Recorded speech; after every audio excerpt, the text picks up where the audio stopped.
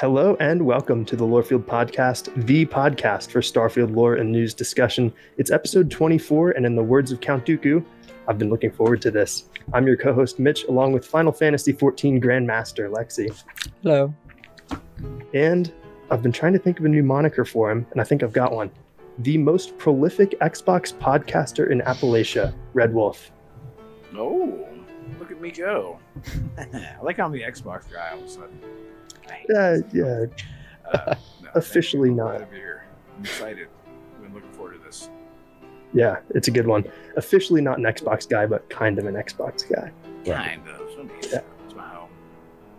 You know what's real cool? We're only halfway done with the introductions. It's a packed house this evening to kick off showcase season. That's right, the June 11th Starfield Direct is right around the corner. And to celebrate the occasion, we're joined by much of the team behind the hottest Starfield YouTube channel out there, amassing 13,000 subscribers and nearly 900,000 video views in just the last few months. Per the request of so many of our listeners, it's Luke from Starfield Signal. Hello, everybody. So good to have you here, and I understand you brought a couple of people with you. I'll let you take the reins and introduce them. Yeah, thank you so much, Mitch and Lexi and Wolf, for having us on. It's a big pleasure and privilege, and we're humbled and honored that you would have us on your platform. Thank you to all the listeners who are listening in or watching. Hopefully we can make this some good content for you and just help us all get more excited for Starfield. That's why we're all here. And I am very more than I'm excited to talk about what I'm doing. I'm excited to brag on a couple of guys who have been just instrumental to the channel's success, Starfield Signal, and that is Scarface, XO, and Jeffrey. And I'll introduce Scarface XO first. That's his screen name, and I'll let him tell you, give his own intro.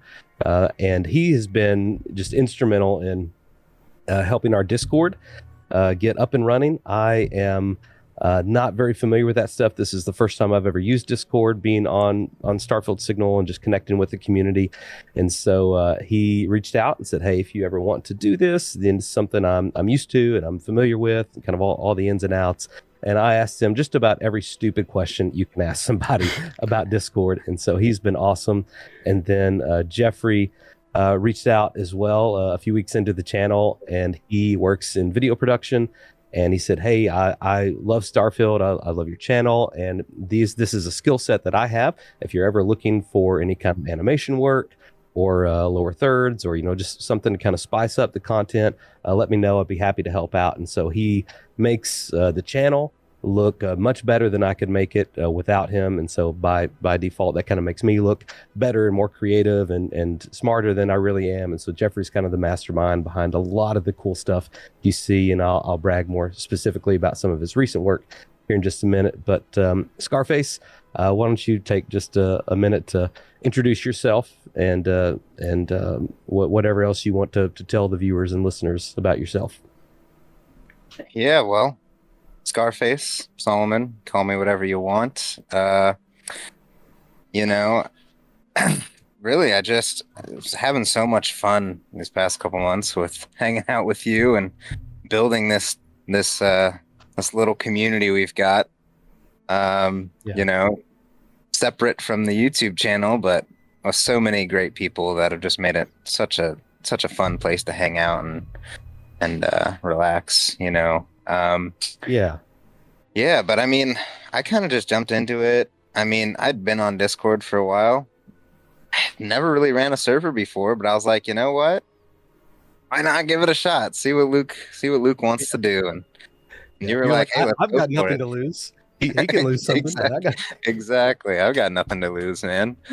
But yeah, it's been fun. Been a learning experience, as everything is. So had a blast doing it. And you're doing a great job, man. Yeah. Thanks. And awesome.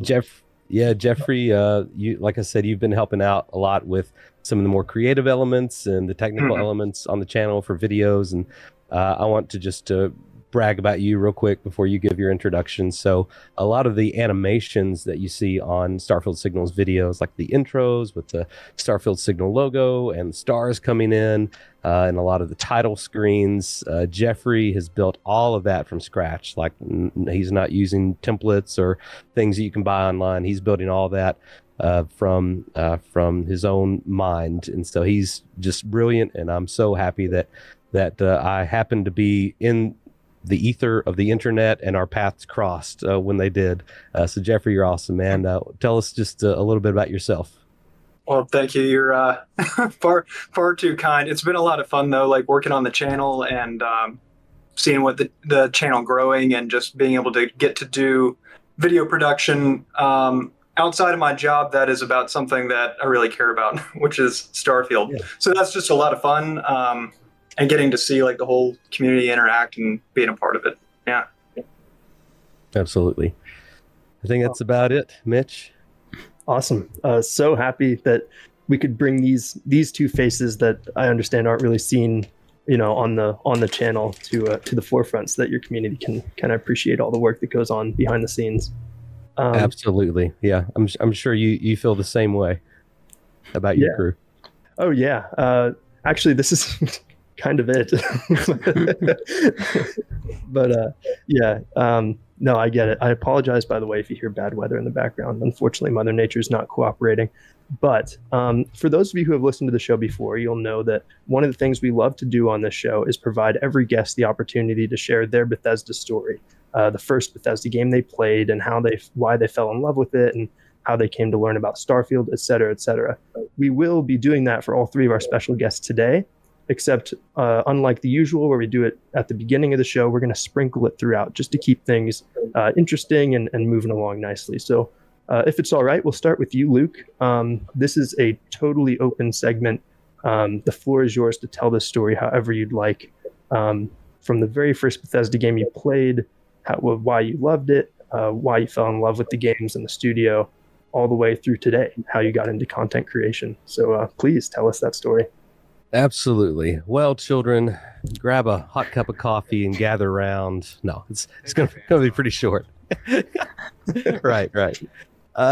So it's kind of lackluster, to be honest, but I think like any good story, sometimes the beginnings are meager, and you don't know what kind of ending you'll have. And so right now I feel like we're in a pretty good middle of that story. Hopefully I have a lot more life left after this for more Bethesda games. So the first time I remember, I'm pretty sure my first experience was with Oblivion.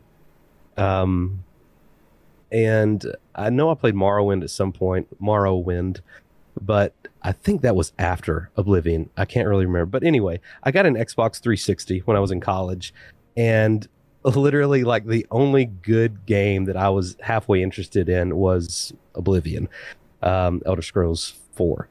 So I played that and I was like, this is pretty cool. And like I said, I don't think I played Morrowind before that, or if I did, I really bounced off of it. And so it was just, I love medieval, sword and shield, magic, fantasy, all that stuff, I love that kind of genre. I love that kind of storytelling. I love the freedom that it gives you just in being creative and imagination. And so I really connected with that.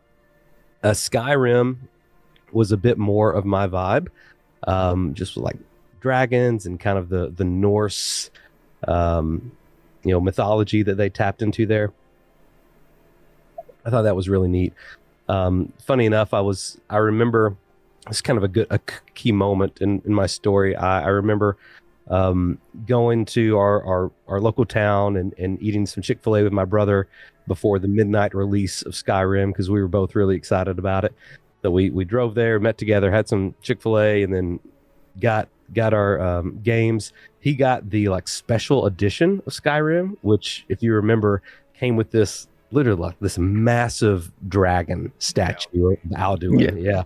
And I'm not a huge guy for like, statues and memorabilias, but like it was pretty cool. It was pretty cool.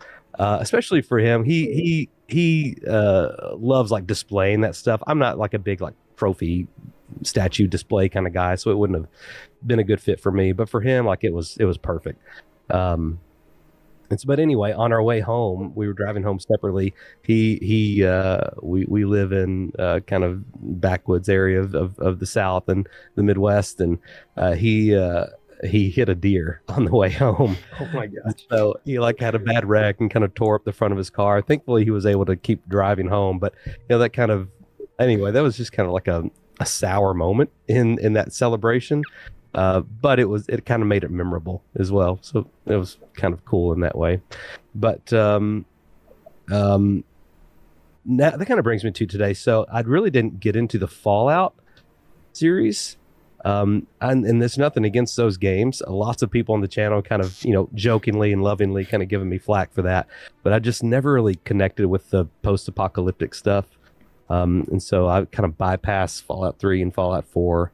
I played them, but I just never connected with them. And that kind of brings me to Starfield, which I am very excited about. And I'll kind of save the rest of that. We'll maybe talk more about that later on in the episode. But that's pretty much my Bethesda story of how I connected with them. That's awesome. I imagine your brother made a point to hunt every single deer in Skyrim after that incident. That's funny. I never asked them, but yeah, that would be a good question. Oh, I would have gone after them with a vengeance. Absolutely. Downloaded a car mod and just destroyed. Thomas the Tank. That's pretty good. That's awesome. I'm actually kind of glad that you said Fallout didn't kind of capture you the way Elder Scrolls did, because I think that's the first we've heard that in this show, where somebody had such a strong ostracize me. No, I don't mean it like that. I mean, it's cool to have that different perspective of, this franchise I fell in love with, but this one, just didn't really grab me the same way. I just think that's really interesting. Yeah, because I'll make like a remark, or I'll say something about like, something we've seen in one of the trailers, whether it's a HUD display thing or like a mechanical thing or a animation we've seen one of the characters do, and I'll be like, oh, this is a really interesting change or addition, and people will be like, oh, they've had that since Fallout 3 or Fallout 4, and I'm like, oh, okay, well that's why I had no idea about it. So I definitely have a little bit of that kind of like wide-eyed. I'm not as immersed in Bethesda as a lot of fans are, and so that keeps me humble for sure. Gives you some mysticism with the new game coming. Hey, there you go. I'm going to be completely honest. I didn't know Fallout existed until before announcement. I got swept in. I started watching Mr. Matty Plays and just... I don't know what happened. I remember playing it at midnight for 11 hours straight and then passing out. Oh, that's amazing. That's what I'm going to do at Starfield. Yeah, I think I told you guys I had played Dead to Rights. I don't know if you guys remember that Dead to Rights. You play as a cop and you have the dog. And there was something about dogs and man's best friend in games where I was like, this is the best thing ever. And I remember going to Blockbuster. And that's old.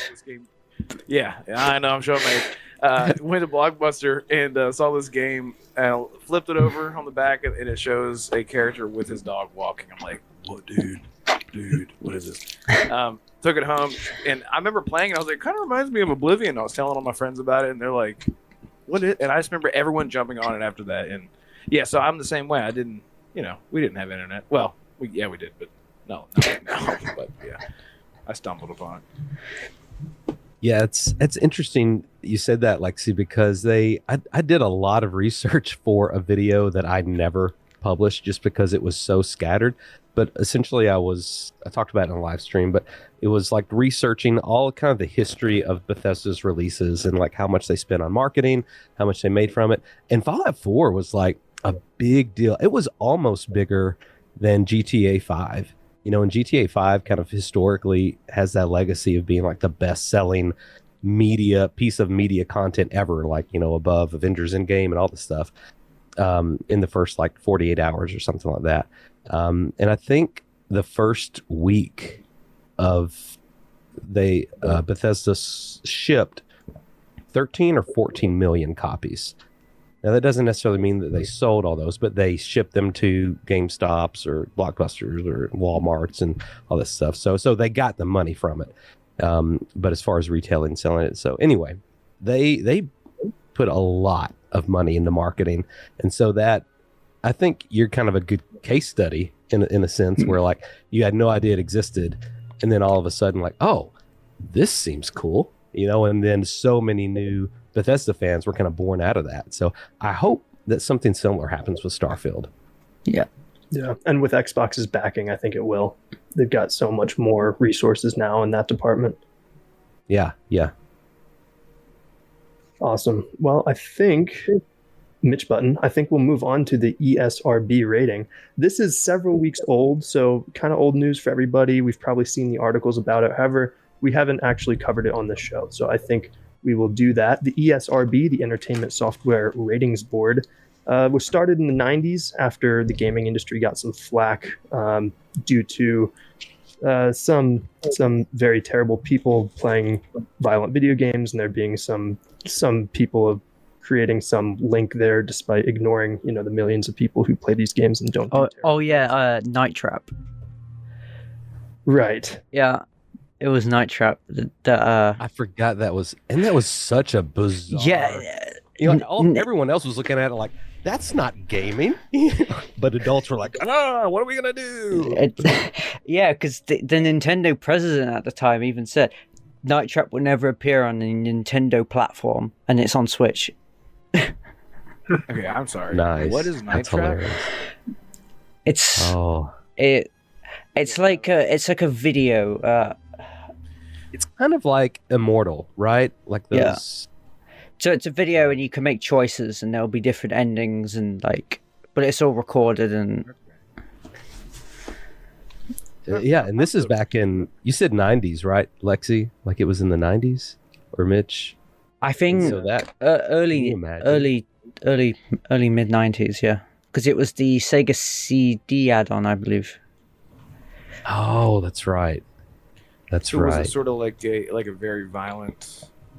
Yeah, because you essentially controlled cameras, and you had to help the, I guess, the people in the house, and there were invaders, and a woman got grabbed around the neck with this grabber or something. Yeah, it was, and I didn't research it a lot, but the research I did, it didn't seem like it was, there's definitely some heavy stuff in video games now.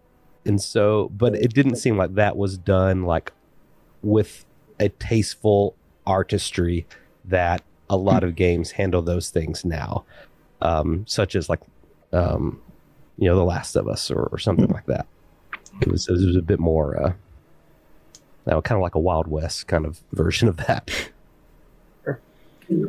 So one way or another, the Entertainment Software Ratings Boards now basically oversees any new video game that gets published and assigns it a rating. I'm sure all of us are very familiar with this. Starfield's rating came out, and I think this is a little earlier than usual, but Starfield does have an M rating from the ESRB, and there's a little write-up that contains some interesting little tidbits about the game. Some of these are a little raunchy, so brace yourselves. But Starfield is, according to the ESRB, an open-world role-playing game in which players assume the role of a miner tasked with finding artifacts across the galaxy. From first- and third-person perspectives, players interact with various characters, complete quests, and search for supplies while battling enemies, such as humans, robots, and alien creatures, all stuff we've known already. Players use futuristic guns, lasers, axes, and explosives to kill enemies. Combat is fast-paced with frequent gunfire, cries of pain, and explosions. Attacks on some enemies can result in blood splatter effects. Several environments depict bloodstains on the ground around corpses.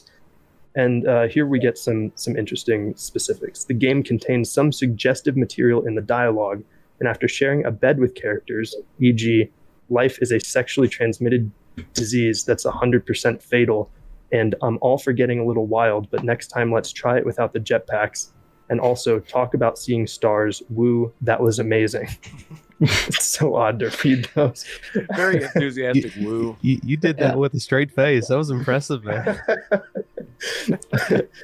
And then it talks about Aurora and the player. working in an illicit drug lab, and players can obtain Aurora by stealing or buying it from vendors. Consuming Aurora results in a distortion effect on the screen, and and it just says what swear words in the game.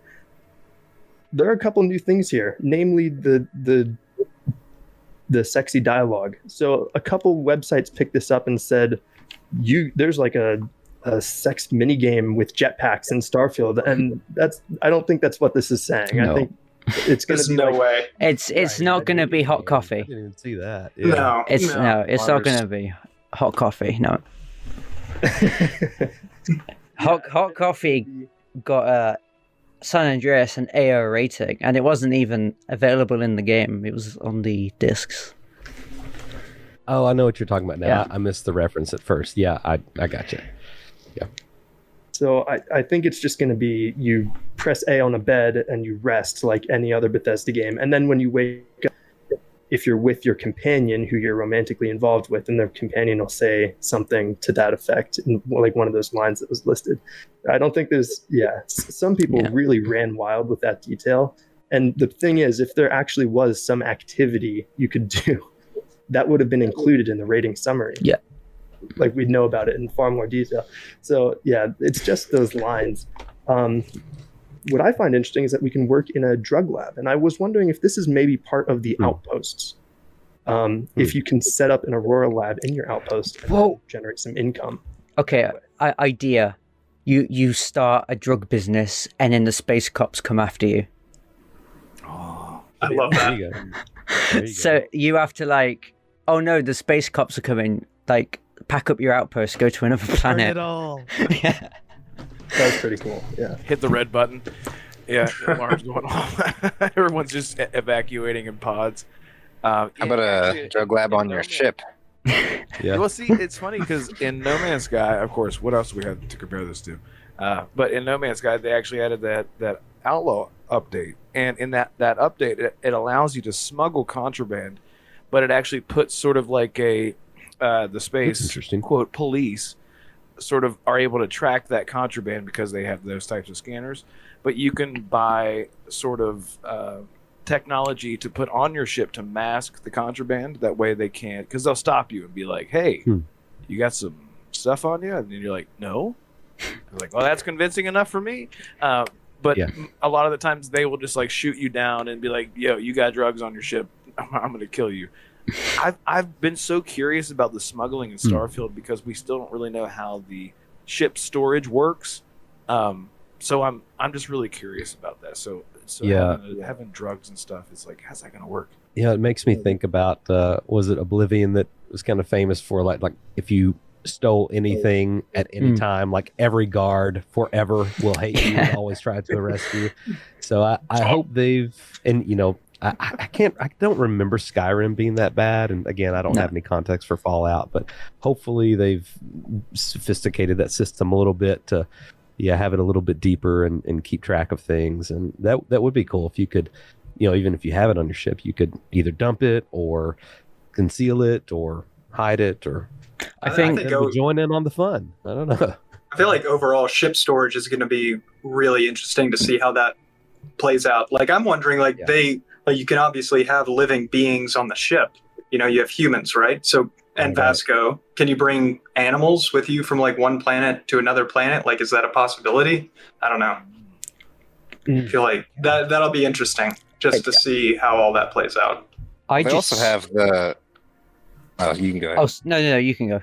Well, they also have the ship boarding mechanic, as they've hinted at a couple of times, which gets me interested on, with the smuggling aspect. If they catch you, are they going to board your ship and search it? And then going back to what you were saying about the the storage in your ship, can you upgrade your ship to have hidden, caches everywhere where you can hide your smuggled goods away from, the boarding, United Colonies Tyranists. Yeah, or could you bribe them? That's been with your diplomatic skills.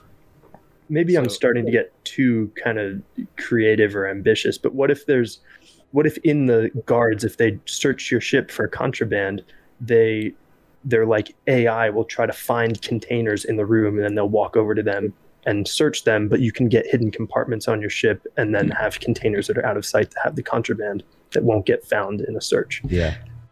You could do it the prison way and hide it in your person, Yeah. or hide it in Vasco. Yeah. You just have a very small amount of storage space there. Oh, apparently, Using the You know, ESRB rating. there would be an achievement connected with that as well. apparently it's You gotta do. Yeah. There will be a mod for that. There will be a mod. Right. it's apparently surprising what you can fit up there.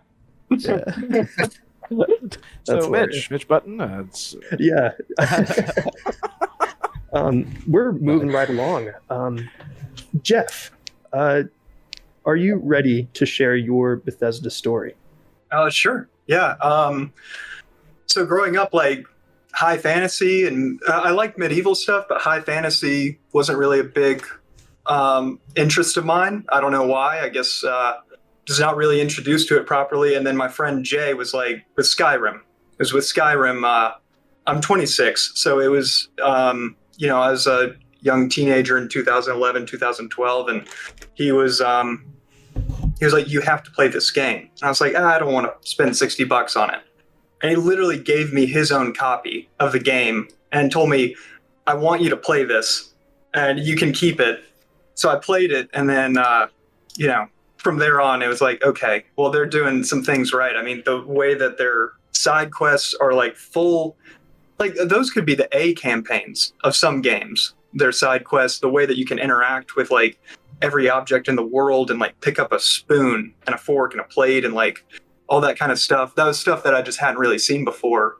So that got me really interested in Bethesda games in general. But, yeah, Skyrim was my first one. And then I played some of Oblivion and a little bit of Morrowind. I didn't get a ton into Morrowind, but I could see like how amazing like their game development and their systems and their mechanics were that a lot of other studios honestly just don't do. They don't have the engine for it or whatever it is. But yeah, super impressed by it. Awesome. And then as you kind of progressed, you fell in love with Skyrim, kind of went back and played their back catalog. How did Starfield get on the map for you? I've always wanted Starfield, honestly. Since even before Skyrim, I was like, why isn't there a space game that's like Star Wars, right? Like why isn't there a game where you can go to every planet and fly in space and like do all this stuff and it's super like narratively driven and all these different features?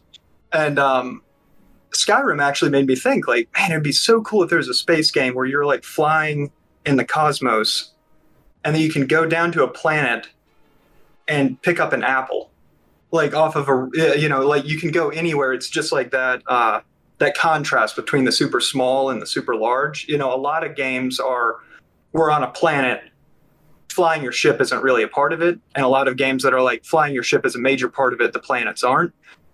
So I was really interested in that. And then with the trademark, in I think it was 2013 for Starfield, I saw that and, I didn't know. Nobody knew what it was. It was like, is this a full game or is this going to be like a mobile game? Is it going to be some sort of like just trademark for some new technology that they're developing? And it's not actually a game in and of itself. It's just like some trademark that they're doing. But every year I would check to see, is there a game that's going to be single player, because I'm bad at multiplayer, single player, narratively driven, and where you can fly in space and go down to the planet. And so then I guess it was probably whenever they released a little teaser, saw that, and then it kind of fell off my map for a while. And then when they released the trailer, I missed the release of the trailer.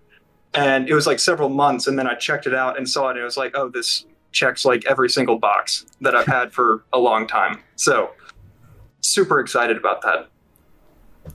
Awesome. And that brings you to today, where you kind of got super hyped about Starfield. You kind of caught the Starfield bug, as all of us have, and then I'm guessing you found Starfield Signal and reached out and joined the team. Yeah, well, I had done. I did an unofficial trailer just for fun to usually, like with editing, I like to have a few like personal projects that I'm working on just to like try new stuff out that I haven't done before and like practice it just so that, you know, if there's a client that wants something, it's like, oh, I've actually done that. So I decided to like animate a bunch of the concept art. I hired like some voice actors and did like a bunch of sound design and graphics to make this like unofficial trailer. And then after that, it was like, I was super excited about it, but I didn't want to have a full-time YouTube channel because editing is my, you know, it's my job all day, every day. I didn't want to necessarily edit 8 hours and then edit for another 6 hours, right? So I wanted something like I wanted to contribute to the community, but I didn't want to necessarily run my own YouTube channel. I think it was through Reddit or something, but I saw one of Luke's videos from Starfield Signal. And it was so well written and so well put together with like really good insights. And it just got me thinking, but I was like, well, his graphics game isn't really there yet, right? And so let me reach out, and we just connected and got to talking, and I started working on that, and it's been a lot of fun and just really loving the way that the channel's going. Awesome. That is great. And I'm just, this is kind of an aside, a question for any or all of you, but do you have plans for like after Starfield comes out, what you'll do with the channel? Yeah, conquer the world. I love it. Yeah, you know, we have talked about that. I'm trying to think of like how much I want to reveal, because some of it's like, well, we want it to happen, it may happen. We have ambitions for short stories, namely short films. Those could look like little kind of teaser trailers, kind of like what Jeffrey made, and I want to come back to that in a minute because it's really, really good. Or, you know, maybe, so one of my favorite memories of my Skyrim days was Skyrim 2012. Do you guys know what I'm talking about? You shared that with me, and I binged like I watched every video that I could find from them after you shared that with me. For everyone watching and all you guys, just after we're done with this, after you're done watching this, just YouTube Skyrim 2012. It's the Grows Bros Pros. I think I'm saying that right. The Grosjean brothers. They made this series of short films as if like the world of Skyrim was set in 2012 in our world. They had amazing animations, graphics. Their humor was on point with Bethesda humor. And anyway, it just really captured the imagination of like all the gamers playing it at that time who saw it. And so I would love to create something similar for kind of this generation of Bethesda fan and of Starfield fan. So I don't know exactly what that'll look like yet. Obviously, the tone and the culture and everything of Starfield is still being built and amalgamated. And of course, once gamers get it, it kind of the game takes on a life of its own. So we want to be flexible and adapt. But so we have those ambitions. Those are kind of the highest ambitions. But as far as like what we'll do consistently on the channel, we'll definitely do a lot of lore stuff, dive in. So that's why I'm excited to connect with you guys. You know, just I think Bethesda does a really good job of some people complain that they don't like finish their storylines, but I think a lot of fans enjoy that because they do flesh out a lot of the culture and the lore and the history, but everything's not spelled out right. I mean, just kind of like anything, like with Star Wars or Lord of the Rings, you know, there's all this fertile ground to use your own imagination, kind of create your own stories. And so I feel like there will be a lot of that stuff that'll be good fodder for content and for entertainment that everyone's looking forward to. And we'll probably do a lot of you know, like how-tos and tips and tricks and, you know, hey, if you're having trouble in this section, or here's how to get, you know, your best ships, you know, all the stuff that YouTube loves in the algorithm and kind of connects viewers to your channel, which I enjoy that stuff too, not to belittle that. So that's a little bit of the game plan right now. Awesome. All right. So a little tease of the Starfield Signal future via the Lorefield Podcast. Look behind the curtain. Yeah. Very cool. All right. I'm looking forward to once we see more of the UI and more of how everything works and being able to get more high resolution images of it, being able to animate some of the stuff that's in Starfield, and I don't know, maybe even rotoscope some cool stuff in there. We'll see. We'll see once the game is actually out. You know. This is why I love working with Jeffries, because you can see how like genuinely excited he is about rotoscoping, and that is such a time and technically intensive thing, and he's so talented and so good at it. That I love working with him. And yeah, I wanted to come back to his project, and I want to make sure we get to Scarface's project as well. But yeah, Jeffrey made a little like kind of story teaser about Starfield, and yeah, he. It wasn't just like, I mean, some of the lore videos I do on my channel is like, well, what if this and what if that? And it's just kind of me talking and not really like narrating or anything, just kind of wondering. But yeah, he really kind of dove into it and hired really great voice actors. He animated some concept art that is really difficult to do well. And so, Mitch, I would love to like get you a link to that video, that if you could like put it in the show notes for everyone to enjoy, because it's really good. It's really solid. I think I was maybe like 3 months. If I hadn't have started my channel, Jeffrey probably would have, just decided to start his own channel. And then, I would have been helping him out on his, whatever he called his Starfield channel. So I'm very fortunate and very lucky that, I kind of fell into this, and then these awesome guys decided to jump on my ship to help out. So I think they're great. Ship, nice pun. Jump on your ship. Yeah, there you go. Yeah. Whoa. You're one step ahead of me asking for the link. I was just about to do that. That will absolutely be done. So search for that in the description below. We can't have a podcast in late May without talking about the upcoming Starfield Direct on June 11th. So I think, Scarface, it's been a little bit since you talked. Is there a certain thing that you're most excited for in the Starfield Direct? I mean, my big thing, Fallout 4, I spent so many hours in the settlement creation system. Just hundreds of mods just dedicated to that.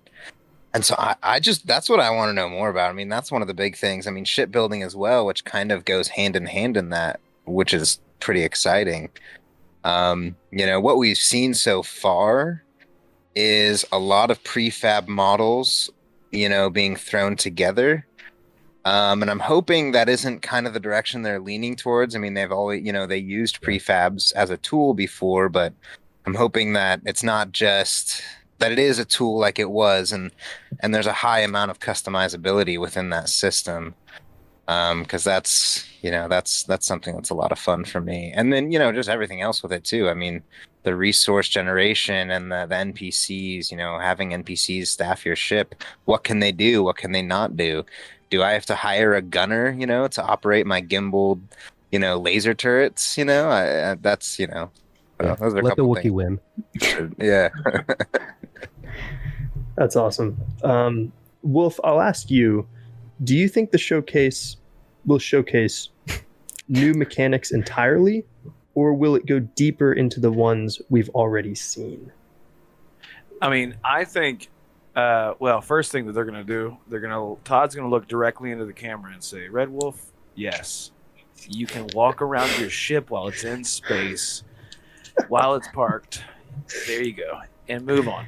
I think that they will, because I'm serious. It's like an inside joke. I ask everyone what they think about that concept, because I just feel like that would be such a miss if we couldn't fly into space, get out of our cockpit, and just walk around our ship and do whatever we need to do, workbenches, what have you. Well, that you could see a person on the outside of the star station, as they call it, in the very first teaser trailer. Did you know that? Wait, take me back. The very first teaser trailer, where it's just like the satellite looking thing, the big station, and at the end of it, the big warp comes through or whatever. If you zoom in, you can see somebody walking on the outside ring, kind of on the bottom right of the station. Okay. Well, okay. Now, that doesn't confirm exactly what you're talking about, because that was back in 2018, but it's a thing. Well, because I know that, like, for example, Assassin's Creed Odyssey sort of, this is a weird comparison, but This is I the remember wolf them button. saying, like, and your ship is your home away from home. Hey, that's good. when I- Yeah.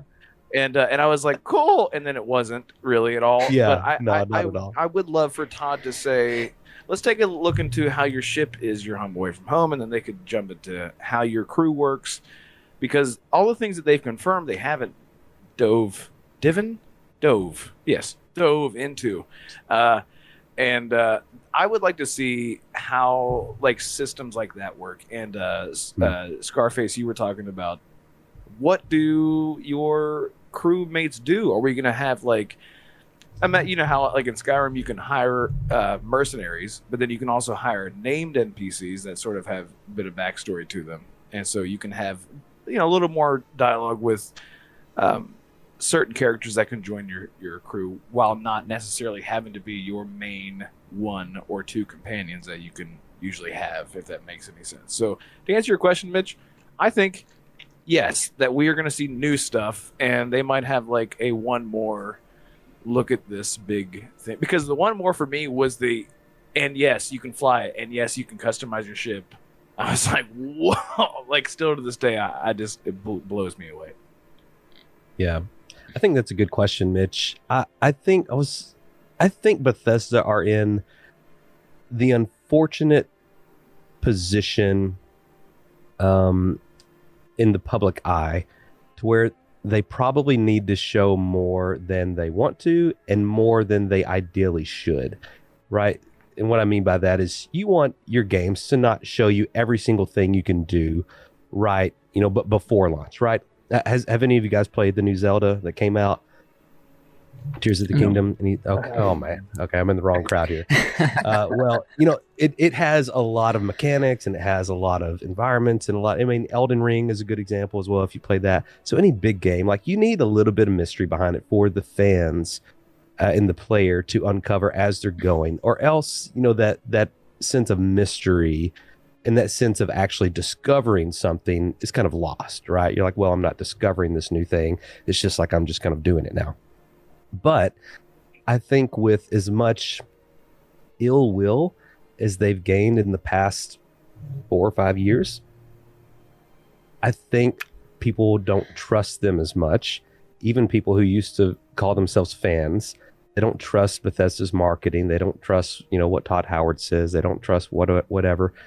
And so I feel like Bethesda's trying to earn back a lot of that goodwill and kind of be like a player first developer. And so I feel like they're trying to show a little bit more than they usually would with that.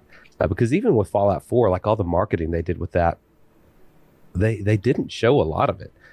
There was, like, maybe one main event and, like, a couple of trailers. And already I feel like we've gotten more of a Starfield than we did with that. So that's my kind of hot take on that issue. I kind of agree with you on that they are in kind of a position where they have to show more. And I think part of that is because there's a lot more questions that have to be answered for somebody to be convinced that they're going to spend $70, or, I mean, buy Game Pass, but, you know, spend $70 or sign up for a subscription. Like, they've never done this kind of procedural generation before. How is that going to work? They've never done ship flying before. How is that going to work? Is it going to feel good? I think unlike with Fallout 4, there are a lot more questions that have to be answered. And we're just going to have to see how much they actually reveal to answer those questions. Yeah, that's a good point. And it's a new IP too, right? So like you don't have as much, like, you know, Elder Scrolls 6, like, we know literally nothing about it, but at the same time, we know enough, right? Like, all of us are probably, you know, we have $70, maybe $80 by that point saved up in our pocket, ready to go, because we know what it's going to be. Even if it was more Skyrim, like, people would be happy with that just because people love those kinds of games. But yeah, I agree with Starfield. It's like, you have the ship flying, like, how's that going to feel, and all the different systems that go into support it, from the outposts and the shipbuilding and the relationships and the dialogue. Like, there's a lot of people that just need to see more than other people to spend that kind of money. as well as a whole overhaul of a lot of their systems. I can't remember. I think it was a leaker, but the leaker has been right about everything, including Todd Howard directing an Indiana Jones game, which I don't know how you predict that, coming out of nowhere. But basically, from what they were saying, the whole animation system has been overhauled. A lot of the systems have been overhauled. And of course, they're still building upon Creation Engine 1. But how is modding going to work? How is the animation system going to work? How are all these new systems? Like, there's a lot more that feels... It's still the same, but it's a lot more that's different this time around, in my opinion. It's a balancing act, I think, because you want to show people what this game is all about, but you also want to leave, like you said, Luke, that mystery. And that's one of the reasons I'm really thankful that most, keyword most, of the things we've seen so far are in Alpha Centauri or Sol. Yeah, good point. 100 systems, we've really only seen 2 of them. If you look real closely, the planet names and stuff, almost all of them are in Alpha Centauri. I'm sure you know this. So I think they are trying to limit it as much as they can. I think the sheer vastness of the game is making it seem like we're seeing a lot when maybe in proportion we're seeing even less. You know what I mean? It's a good point too. Yeah. To that point, real quick, I'm sorry. I had to touch on that because I think a lot of, I think with any big open world game, especially Bethesda games, we sort of do allow ourselves to run away. Okay, Cyberpunk 2077, for example, we ran away with a lot of ideas in that game because we were thinking about things that CD Projekt Red could introduce, not because necessarily of what they did in the past. And in this case, we know what Bethesda does. And Mitch and Lexi, I've talked to you both about this before, but Bethesda has what I call the Bethesda template, where they sort of slap on a theme over top of what they've done in the past and sort of improve on that, which is, I guess, Jeff, is what you were touching on, just sort of, improving on the ideas that they've had before. So we are, I think, safe to assume a lot of these things. When it comes to, Mitch, what you said about like the vastness of like they can show us a little snippet and like Crete and show a whole lot of systems, well, no pun intended, in the game, and still have a lot more to show because, and Todd did say, we can't believe how much we've poured ourselves into this game, and that's my Todd impression. So I think I've never felt more comfortable with being excited about a game before, because I think we can all, as Bethesda fans, can be excited about Starfield and sort of be like, what if this, what if that, because of what we know what has happened, the features that we've had in previous Bethesda games. Yeah, I like what you said about there's almost no reason not to be excited because of the size of the game. And I don't mean to get really pessimistic, but let's say Starfield's not a great game. It's like 4 or 5 out of 10. How dare you? I know. How dare you? should be saying everybody. Thumbs down, dislike. But let's say it is, right? I'm thinking of it like if you have a garbage can, a full garbage can, one garbage bag, you're not going to find anything very interesting. But if somebody shows you, opens the gates for you, and lets you explore an entire landfill, you're going to find something pretty cool in that landfill. You know what I mean? Interesting analogy. Even in a worst case nightmare catastrophe scenario, I think we're still going to find fun and interesting things in the game just because of its size. Obviously, I don't think the game is going to be a landfill. I'm expecting way better than that. But and it seems like they've been putting a lot more resources into it too. I mean, their number of employees have skyrocketed, and then from what I understand, Fallout 76, which obviously flopped, even though they've worked on it a lot. Yes, the A team worked on it some, but for a lot of its development, it was what was it? The studio that they had recently bought at the time. You know what I'm talking about? The Battle Cry. Okay, so they had been, it's kind of a new studio, and even though, later on the A team got involved, I feel like with this, they're putting so many resources into it I think that we got a really good shot of getting a really, really good game out of this. I think it's important to remember also, you can have as much fun with the game as you want. I mean, other people's opinions, reviews can be terrible.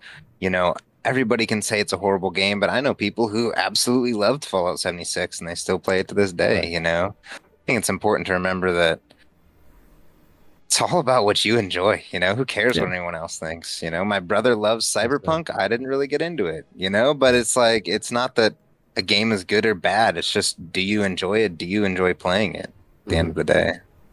Beautiful. Yeah. We need more of that attitude in this world. Yeah. So thank you for bringing that up. It'll be on Game Pass, so this is the best time to form your own opinion, so to say. Oh man, A reviewer is always going to have a bias, so me and Mitch, we've been live streaming Redfall on the channel. We enjoy it. I think it tells a great story. So, but I come at the angle from a developer standpoint of why these things might have happened with that game in particular. Yeah, that's interesting. Speaking of story, I'm seeing this showcase that it could go in 3 different directions. And feel free to add another category to this if you wish, but I'm thinking they could go in the direction of narrative, showing more of the story, more of you're searching for these artifacts on behalf of Constellation, more into the gameplay, the shooty, the dialogue a little bit, or they could or they could show us more of the mechanics, the outposts, maybe the questing, so that sort of stuff. Of those 3 kind of branches, those schools of thought, is there one that you think they'll lean heaviest into? I've said it a few different times now. I feel like we need to see the loop, right? The game loop. And what I mean by that is like, what is it that you actually do? And in a game like this, it's so massive that you could probably, after maybe spending 30 minutes in the little tutorial that usually you do in Bethesda, like you could go spend 20 hours building outposts like Solomon was talking about, or you could go spend, just another hour of questing and adventuring and going from planet to planet to planet and just collecting resources and completely forget about your relationships in the narrative. But I think what would be helpful for just people to see, like, okay, what is this game like? Because sometimes whenever you're looking at something so massive, right, if you're right in front of it, you can't see what it is. So let's zoom out a little bit. Let's see what's the game loop. And so like I would love to see them like go into a new town, either that we haven't seen before, like an outpost, or even go into New Atlantis. I think a lot of people would like to see, like, okay, how big is this city? Let's see this fleshed out. Stop in at a shop where you buy some jetpack fuel or you buy some ammo, whatever, and then somebody comes along and says, hey, I actually need somebody to make a shipment for me. Seems like an innocent, like, oh sure, I can drop that off on my way. But then you realize, like, oh, it's something illegal, or the Crimson Fleet is after this piece of merchandise, and that kind of takes you on a side quest of a side quest kind of thing. Just get, that kind of Bethesda magic where, like in Skyrim, if you went into a cave, then, 5 hours later, you've gone down this little story that you didn't even know was a thing. But that's kind of the magic of it, is because all these systems are supporting each other. I would love to see something like that. Like, what's this gameplay loop? Does that make sense? Yeah, totally. We had another Starfield creator, DeMarco dude, on the last episode, and he said something a little to that effect. That he said, we've seen the pieces, now we just need to see them put together. And I think that's kind of maybe what you're getting at too. Yeah. It is interesting because as somebody who traditionally plays Bethesda games without fast traveling, this game is going to have a fundamental change in the gameplay loop for me. Because unfortunately, I don't have the many, many lifetimes that would be required to play this game without any fast traveling. But it's funny that could be your whole shtick, man. Like, I will not fast travel in Starfield. 5 years into it, okay, I'm almost to New Atlantis. Yeah, I was gonna say it wasn't until I played The Witcher 3. When I realized the importance of point-to-point or I guess like enjoyment when it comes to like discovery in games, because a lot of the times whenever you are, because Fallout, for example, by the end of that game, I was just like boop, boop, boop, boop, boop, boop. I was just teleporting everywhere. And so nowadays, whenever I play Skyrim, my modded Skyrim save, I turn off the fast travel. I turn on the waypost, the sign that the signs that show you where to go, and I turned on carriages that appear in more holds, so not just like so I guess in Starfield that wouldn't really help a whole lot since you're on a massive planet. So I guess fast travel would make more sense in a space game. So I don't think anyone's really going to be walking across the entire planet just for immersion. But I'm not going to judge, And I think, like, to that point, and also kind of the gameplay loop in general, showing how exploration is actually going to work, I think, is really important, because, like, we don't even know it at this point for certain if there are land vehicles. Like, do we have to, like, go out of the atmosphere and then fly over and then land back down? Can we fly our ship in the atmosphere? Probably not, but you never know. We've seen in concept art that there are rovers. Are there actually rovers, though? We haven't seen it in gameplay. So I feel like one of the biggest questions to answer is, how is exploration on the ground actually going to work? And that has to do with fast travel and the gameplay loop in general. I think I almost disagree with you on the fast travel mechanic in this game, because I think that there's the systems that they build into it are going to be like what you're doing with your mods, like having more carriage rides that you have to pay for, right? You're going to be on your ship and then you're going to warp to a new system, and then you get on the ground, and I mean, hopefully they do, but you're going to have a ship, or not a ship, a rover or some sort of traveling mechanic that you're going to be able to get around a lot faster. I think in Fallout especially, and then to some extent Skyrim, they didn't build anything into the game to allow you, in Fallout you're walking everywhere. And then I think Fallout 4, they had the helicopter. I can't remember the name of it right now. Vertibird. Yeah, the Vertibird.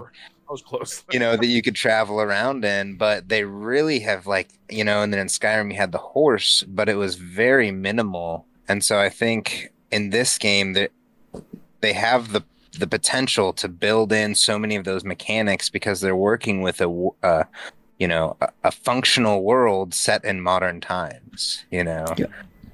So I don't know. There was ex-developer Nate Perkypile. He's making his own game now. He said they could have done vehicles the whole time, but they didn't, because you'd have two separate games then. You'd have the vehicle game and you'd have the Bethesda game. So you'd have to compensate by making the world bigger for that transport. But now that with Starfield, the planets are, a texture map wrapped around a giant sphere, I guess. What is that for, Lexi? For like Fallout 3. Okay, cool. They could have always done it, but with Starfield, because the map's so huge, I can see them thinking, you know what, it's not gonna, we don't have to compensate the world anymore. Even if you can't fit a buggy in your ship, maybe we can fit something like a motorcycle, maybe something small, or even if we go to an outpost, like an outpost already on the planet, that could be procedurally generated like a settlement, which I think has been talked about before, and you could just rent a vehicle from them and then use that while you're resource collecting or questing or whatever. Thinking about it, I feel like there has to be some kind of vehicle. They're not expecting to walk around the whole thing, right? I mean, or if they are, what's that going to look like? Or you go out of orbit and fly around the planet and land again, which seems clunky mechanic. Clunky is a good word for it. Yeah, seems a bit janky. Yeah, I feel like that's going to be part of an exploit. Is like take off, land, and repeat.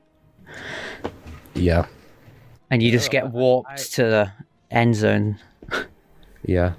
So I have a video coming out soon. I keep saying that. I've been kind of lacking on the videos. Lots of other life stuff going on, but I'm excited for this one. It's going to be like 8 or 9 or 10, whatever number I come up with, like WTF moments that Bethesda could pull off in their direct event. And one of those I think would be to be like, hey, you asked for it, you got it. Now seamless transitions with your ships.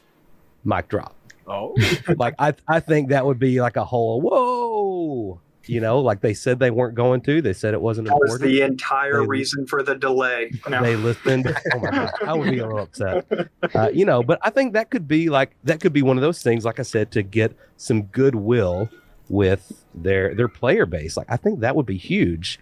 Not to simply undercut the argument, but to win back legitimate fans that are, worried about the stuff.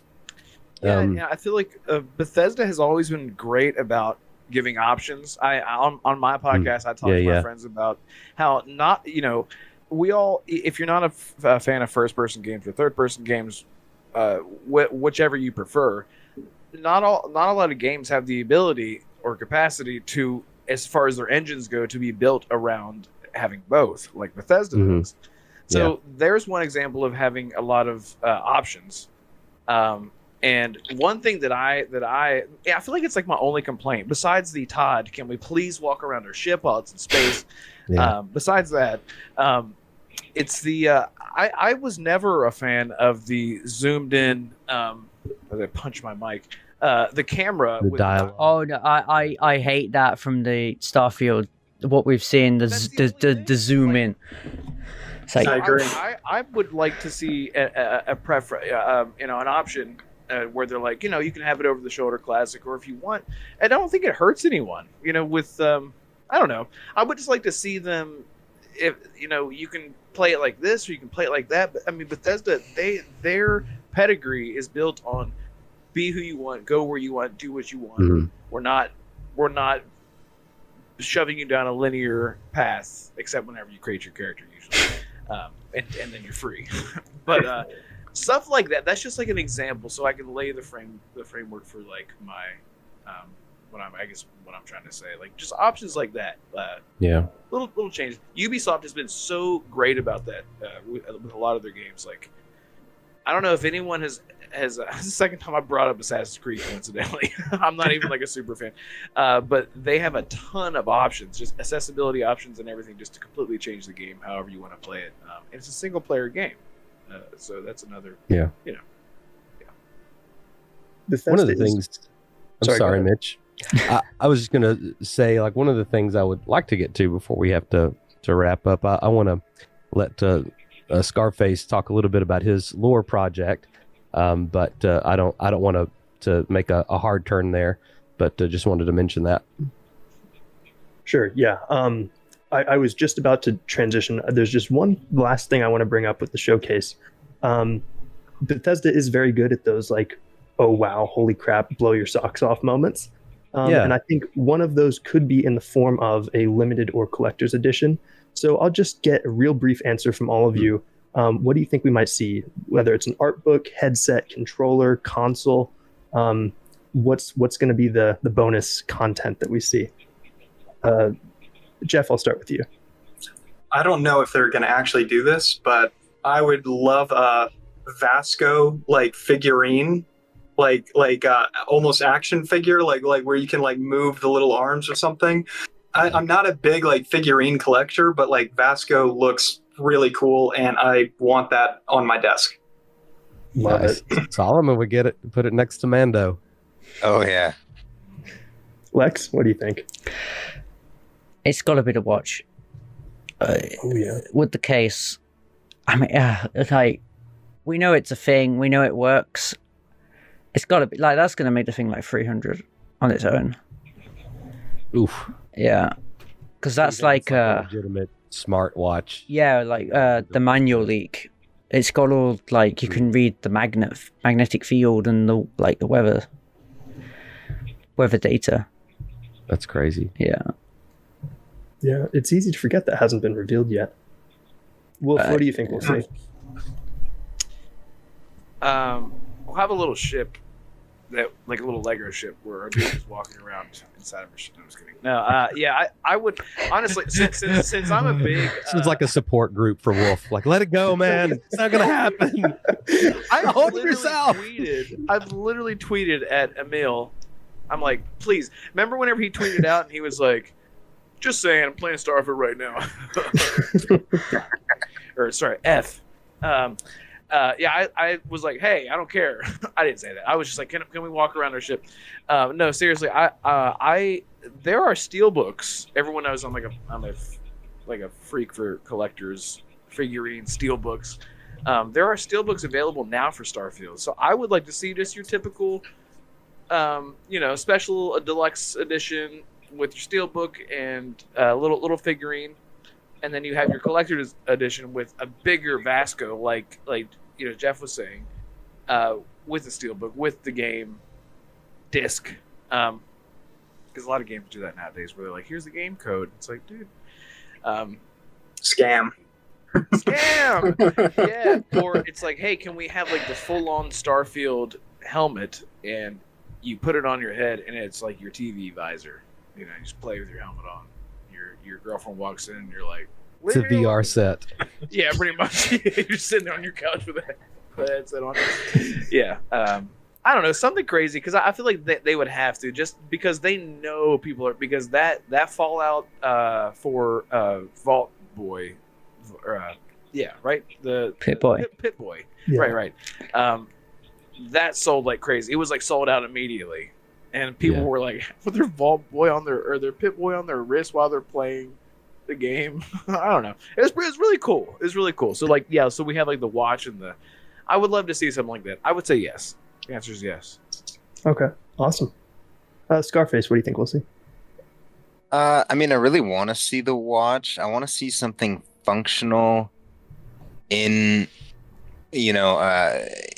real life, I guess I should say, something that I can actually wear around or use in my daily activities, not just in the game or sitting on a shelf. I think that would be really cool. But at the same time, they have so much they can do because we don't know what they have in the game. It's not like Fallout. It's not like Skyrim. There are zero expectations. So they have room to do whatever they want. And they could... Yeah, I don't know. I mean, there's so many different things they could do, but I like the watch. I think it's dope. I think it'd be a fun thing to rock. Love it. Luke, I know Scarface, there's a lore project he's been working on that you wanted them to talk about. Yeah. Are you cool to talk about that, Scarface? Yeah, he was a little sure. shy when I asked about it. Oh, don't be shy. I think it's really cool. And I think it meshes well with people who are into Lorefield. So I think it's a good fit. Yeah. Yeah, it's just kind of a pet project that I kind of, ever since the reveal at E3 last year, I was kind of like, okay, we're getting back to, we're moving away from Fallout 4 and their voiced voiced main character, and giving you that freedom again, but at the same time, I think, after 15 years or whatever, however long of playing these games, I think I'm almost a little tired of all right, go do a quest. All right, talk to an NPC. All right, go do another quest. Okay, hang out, kill some things, go do another quest. And so I kind of wanted to do a little bit of a pet project of, creating a character from the ground up with backstory and incorporating some of myself into that, and then using that as sort of an element to role play through the game, and then voice over that role playing gameplay, I guess, with sort of captain's log type entries, and doing something with that. I'm not sure yet. So I kind of worked on a backstory for the main character and a couple of, mother, father, friends, and things like that. And the short part of it is, and I kind of tried to intertwine timelines from the game that we know so far. But basically, when he was 15, he was born in Aquila City and then raised on a settlement that was a part of the Free Star Collective. And during the colony wars, his settlement was attacked and his mother and father were killed. And he was taken to the United Colonies, sort of as a refugee. But since he was so young, they stuck him in a boys' home. And then he went on through years and doing different stuff, in the end to be, working as a miner, as we see in the start of the game, after a lot of different career jaunts and life events. But yeah, I had this idea to do sort of a monologue from him, sort of just sitting there on an unknown planet with the sun setting in front of him. As Todd said, we can have that realism of the planets moving around you and the sun setting, and I think it just creates such a dramatic atmosphere. So that's kind of the backdrop is... I have a little, if you want me to play it, it's about 3.5 minute. I just threw together a one-take recording the other day. Yes, love this. Yeah. So if you click on my stream there, I'll play it whenever you guys are ready. But yeah, this is just basically, it's him making a captain's log, sitting on this unknown planet, at a campsite, watching the sunset, and thinking about an event in his life. I guess it'll just let the thing explain for itself. But is everybody in? Mm-hmm. I'm in. All right. Captain's log, day 13. As I sit here watching the sunset, I can't help but to remember Aunt Marissa. Light years away, watching a different star dip below the horizon. It's hard to explain the way I felt with her. It's like I was 12 again, sitting with my mother, knowing she loved me unconditionally, knowing no matter what, she would always be there. Marissa accepted me. She knew I wasn't perfect. There were things I couldn't say to her. Not even after 8 years as she lay on her deathbed. I wanted so badly to tell her everything, but I couldn't. She knew. See it on her face.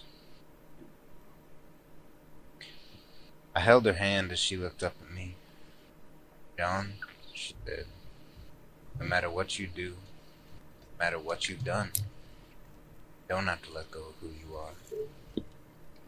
If there's anything I've left to give in this world, it's forgiveness. I give you, John. It's okay." As I lay my head down, my chest felt tight. I didn't even have the heart to respond, to look at her. After everything I've gone through and everyone I've lost, I couldn't watch her leave. Yet, somehow that hurt more, knowing I didn't have it in me to say goodbye. After all, these years we spent together, I sat there, unable to think, to move, to react. The stillness wrapped around us as we sat. I wish I could tell you that wasn't the last thing she said to me. I wish I could say I told her goodbye, that I loved her. But that would be a lie. And the truth haunts me to this day. The truth is, I ran from that room, too afraid to let go. The truth is, that was the last thing she said to me. I came back later that night to tell her I loved her, to tell her goodbye, let go. But she was already gone. And to this day, that is my biggest regret. My parents died fighting for my life. But Marissa died fighting for hers. And I didn't have it in me to stay by her side. It's that weakness that I fear most. Thought of letting another one go without fighting for them. If I could do it all again, I would. But wouldn't anyone? At the end of the day, we all have regrets. Things we wish we could have done differently. But we don't get that chance. All we can do is look forward. Try not to make those mistakes again. Captain Stone, signing off. Nice. Wasn't that great? That was powerful at the end. That was I'm not awesome, crying. Wow. I'm Yeah, I love like lore, like backstories, and like character writing, and like all of that, especially with these kinds of games. That's awesome. Yeah, love that's that. fantastic. Yeah. Yeah. So is that Go ahead. is that going to be like a series you're thinking? Yeah, something like a captain's, some sort of series. No, that would be, that's a really rough draft, and that's, there'd be music and behind it and the visual, I think, but that'd be later on. But yeah, and it's another thing. I think it's important to put your own experiences into that, into the things that you build, into the way you play. Yeah. Because it makes things so much more special and so much more impactful. I But hadn't yeah, thought about this, Solomon, until like I heard that track. It kind of makes me think of games like Gone Home or Firewatch. Like, okay, yeah, kind of like a bit melancholy, but very kind of introspective. And like, what a great kind of like, salt and chocolate, right?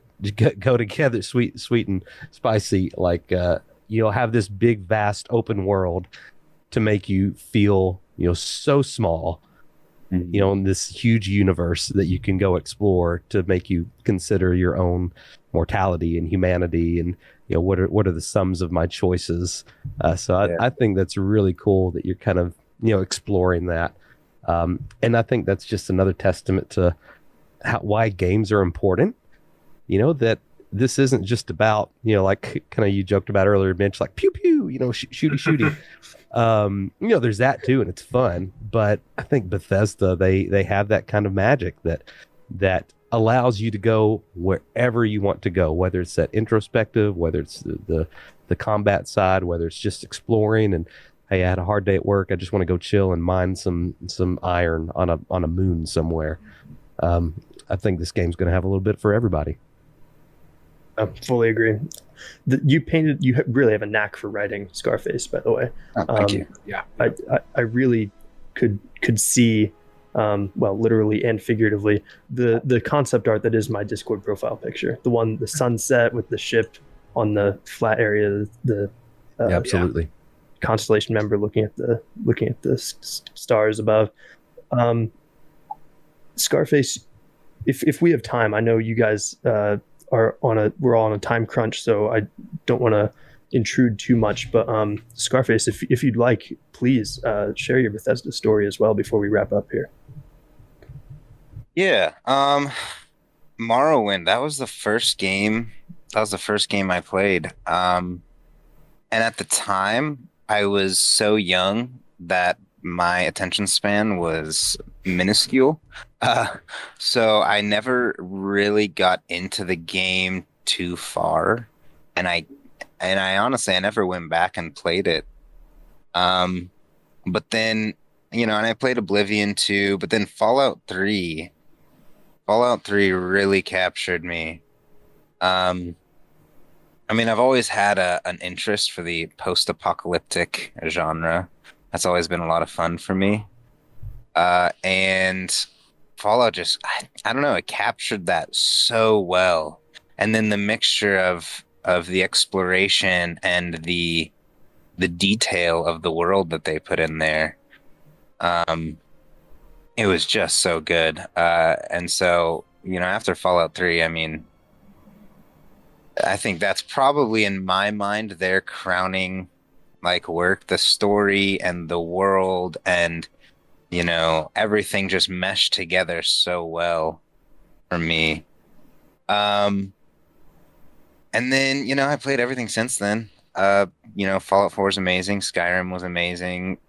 I didn't really get into Fallout 76, got a little bored just because it wasn't that narrative experience that I was looking for with Bethesda. But New Vegas, fantastic, even though they didn't make it necessarily. It's all their work that went into it. At the end of the day. But yeah, and then Starfield, man, that was that leak came out, and I didn't know about it until 2016, I think, a year after Fallout 4. And then I really started diving into let's get into these leaks and these rumors and things like that. I was like, Starfield, that's got to be a sick space game. It's got to be so cool, right? And then what was it, 2018? They did the first little teaser for it at the E3. Or no, Gamescom. I don't know, whichever one of those. And then I was like, all right, I'm in, dude. Take me where you want. I don't care if it's one planet or 1,000. I'm there. I'm ready for it. Todd told us to be patient, and he wasn't kidding. Half a decade has passed. Oh my goodness, it's been such a wait. Yeah. I'm just, I'm so excited because I want to get back to that sense of exploration that Fallout 3 really itched for me, and then the other Fallout games in Skyrim, they did it to some extent, but there's something about Fallout 3 that going in and finding the vaults and going through and reading all about the experiments and all this crazy stuff that happened. Just it scratched an itch for me that I'm hoping Starfield can do too. Just that deep, intricate, explorable universe. So, and they put so much time and so much energy and so much work into it. I can't help but to think that there's just going to be so much to see, so much to do. So, yeah. I think Starfield is going to be an important game. I don't know what to compare it to, but more so than just in the gaming space. I think it's going to be one of those things that people look back in 20 years and say okay, that game influenced a lot of engineers, or that game influenced some astronauts, or that game influenced, whoever. I think it's going to have like some staying power that really kind of lights the imagination in the youth. Because I mean, we all, when we were 6 years old, 7 years old, 8 years old, we would look up at the stars and we would imagine flying up in a rocket ship or climbing a tree, so tall to outer space. We didn't know how life worked. I think it's going to tap into that, and I'm really excited to see what that looks like. Very well said. Yeah. I think that's a great note to close on. So yeah, thank you so much, all three of you, for joining us, all five of you for joining me. This has been an absolute blast, and we went a little over time, so I'm sorry about that. No, it's okay. It was great talking to you all, and I love hearing your thoughts. I love seeing Lexi flex the official exclusive merch that you got there, and it was cool connecting with you guys after seeing your faces on some of your videos and seeing you in some chats and everything. So you're very gracious. You're very hospitable. Thank you again to Jeffrey and Scarface, Solomon for joining on my team, and we're so excited just to kind of be a part of this community. It's been really neat to see all the different content creators out there and connecting with you guys. And there's a big open galaxy for all of us to explore together. And I think it's going to be, even though it's a single player game, it's going to be a lot better going on the journey together. Awesome. And if you want to be part of that journey, you can subscribe to both Lorefield and Starfield Signal. There will be links to both those channels in the description below. This has been episode 24 of the Lorefield Podcast. We're so close to June 11th and the Starfield Direct. Keep chugging along, everyone. We're almost there. Close. So close. I think we'll have one more episode before then, but until then, whenever that may be, we'll see you next time. Thanks, everyone. Bye all.